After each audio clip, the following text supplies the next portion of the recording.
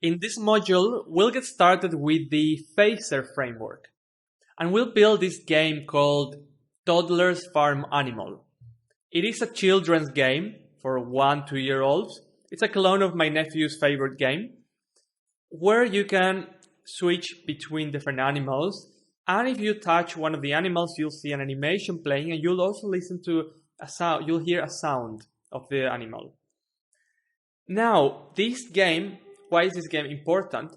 Mainly because it is so simple, but at the same time, it has all the main elements that most games have. It has images move on the screen, it has animation, sound, user input, we work with sprites, we work with groups of sprites. So it's a very comprehensive game in a way, as basic as it is. It gives you the building blocks to build other types of games. Now, let me talk a little bit about the Phaser library. Phaser is lightweight, two-dimensional game library in JavaScript that allows you to create games so that you can focus on the game themselves and not on the tools that you're using. So most games have things in common. Most games have images, they have animations, they have user input. And if you don't use a game framework, you'll have to implement all of that by yourself. Whereas if you use a game framework, you can just focus on the actual game.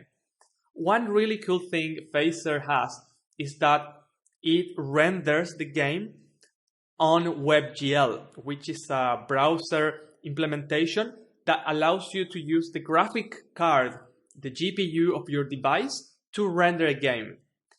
If the browser or the device you're using doesn't support WebGL, Phaser will just fall back to the Canvas API. So it will work with a Canvas API, but from your perspective, you'll just work with Phaser. You don't have to worry about that. So your game will run better in more advanced devices, but it will also work on less advanced devices. In order to get started with Phaser, you have to go to phaser.io and then go to download. There are different options to download Phaser. You can either just download the JS file. It will be a file called phaser.js. So you can get the full phaser.js file or a minified one. Now, what's the difference between the two? The minified one is compressed so that all the comments are removed, all the variable names are made shorter, but it's impossible or too hard for humans to read.